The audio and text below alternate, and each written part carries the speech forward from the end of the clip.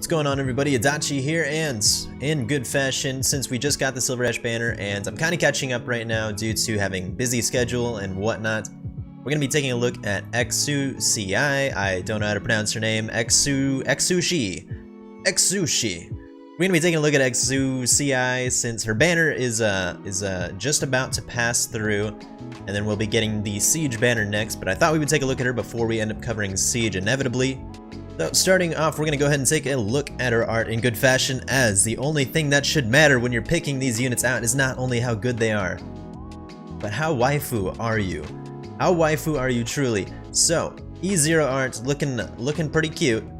At E2, she becomes some kind of weird gun goddess. She's got this, like, I don't know, angelic ring of rifles going around her. She looks pretty sick, though. Her next skin is going to be a part of this military set that a few units have, so there she is in some kind of military or like outdoorsy garments with some coolers around, some flashlights and whatnot, and looks neat, But the real reason you're gonna want Exu is because she is one of the few units who has a KSC skin, which we might not get, but look at this shit. Look at this shit. I don't know. Ever since I saw the KFC trailer for Arknights, I have been in love and so hyped for the game. KFC eating with music. She's got a bike. She's got a helmet. She's got a nice little getup going on with the little handkerchief, and she's got these. I don't know where this is served at, but at my KFC, I do not see some thick ass chicken sandwiches like this. But yeah, I love the KFC set so much. So we're gonna leave her with that art sitting there. So Exu being the featured unit on the first banner, technically, she's going to be a 6-star sniper. This is going to be kind of more of a traditional long-range sniper in that she's going to prioritize attacking air units. She's going to be single target and skipping over the potentials, as nothing too crazy there. At max trust, she's going to have attack plus 90, which is going to be perfect for the kit and kind of everything that she does. She's not going to need a whole lot else. Taking a look at Exu's talent, she's going to get 2, and her first one being Rapid Magazine at max elite level, so elite 2, and a potential 3, she's going to get attack speed plus 15. Another perfect stat for her. As long as she just keeps rolling into damage, it's going to make her great as far as a lot of squishier units go. Anything with like low defense, we're going to take a look at her stats in a bit and see why it's going to be a problem for things with a bit more of a beefy defense, but for anything with low defense stat, she's going to be insane. And her second talent, Angel's Blessings at E2, max potential is going to give you attack plus 8%, max HP plus 13%, which is kind of an iffy stat, but whatever. I mean, why not? Take a couple more drone hits, right? And when deployed, grant the same effect to a random ally. So there is a bit of an RNG aspect to this talent here, so randomly, she's just going to buff an ally on the map, doesn't matter who.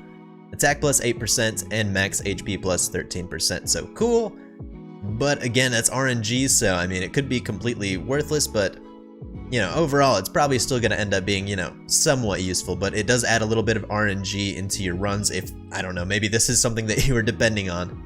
Looking at her S1 Assault Mode at level 1 is going to be an auto trigger ability with an SP cost of 5. The next attack hits 3 times with each hit dealing 105% damage, so 4 or 5-ish seconds she's going to proc this off, hitting 3 times with a nice damage multiplier, and luckily this is something that you don't have to activate yourself, so nice if you don't really want to be too involved in a strat when it comes to clearing a map.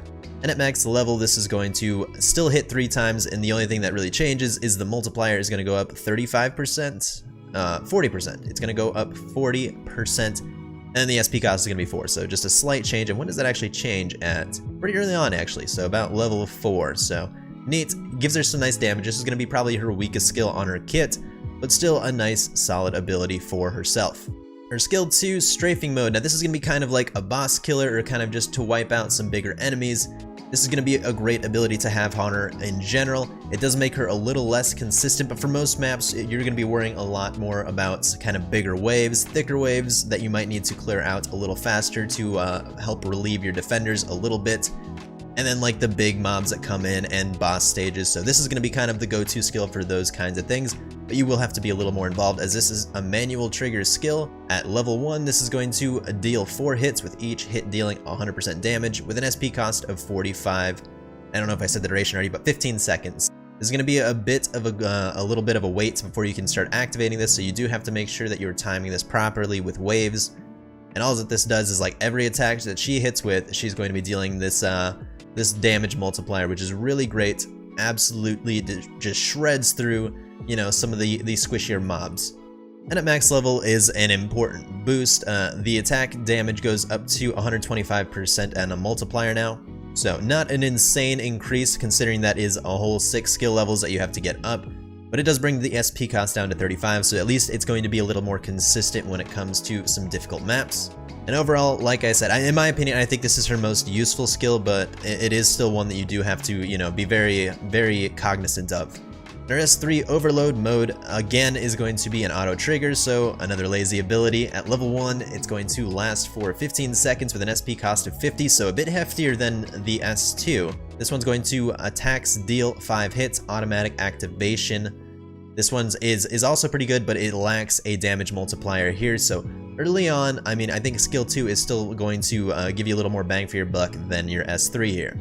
Another problem that this serves, though, is the fact that duration is only 15 seconds, a hefty SP cost, and this is an auto trigger, so you can't even, you know, select when you actually want this to pop off.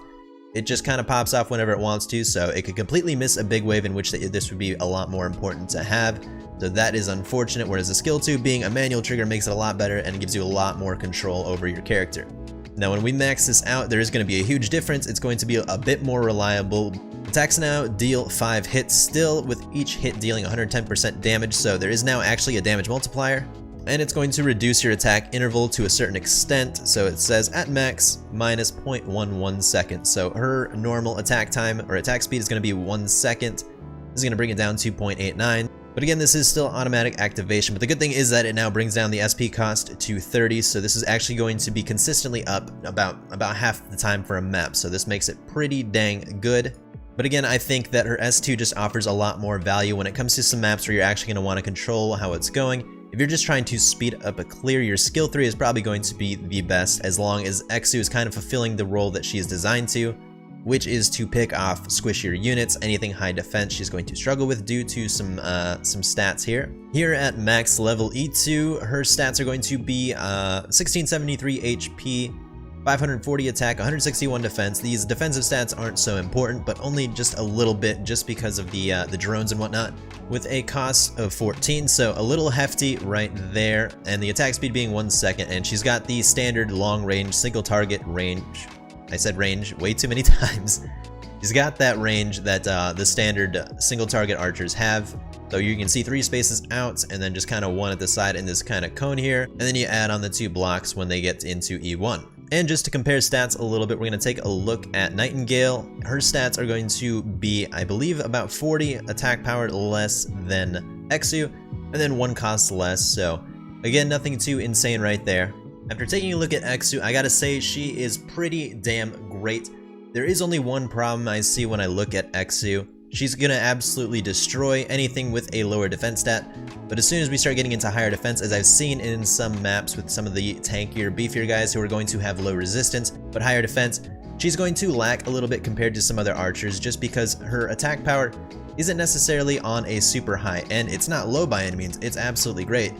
But another issue she has is her skills all have kind of low attack multiplier. She doesn't really have anything else to offer as far as like utility or anything like that. She's just meant to slap units down, which is perfect. She does an excellent job of that, but she is going to struggle with some of those bigger enemies, and if she kind of gets locked into one of those bigger enemies with the multiple hit low multiplier abilities, she's just kind of gonna be throwing little pellets at them. They're not really gonna feel a damn thing from Exu. But as long as you don't get yourself caught into a situation like that and you prepare accordingly, Exu is absolutely going to be amazing. She's going to help carry you very deep into the game, and she's absolutely damn near one of the best archers, subjectively, at least taking a look through, you know, the 5 stars, the 6 stars, and factoring in the fact that she is a single target, not an AoE. So in her lane, as far as a single target archer, she's amazing.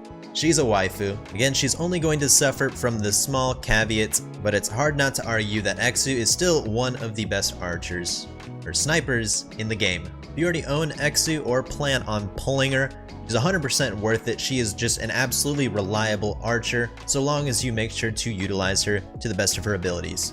And that wraps up, hopefully, this short breakdown. Hope you guys enjoyed. If you have any questions or any suggestions that you want me to cover next, feel free to let me know down in the comments below. Otherwise, thank you for watching. I'll see you in the next one.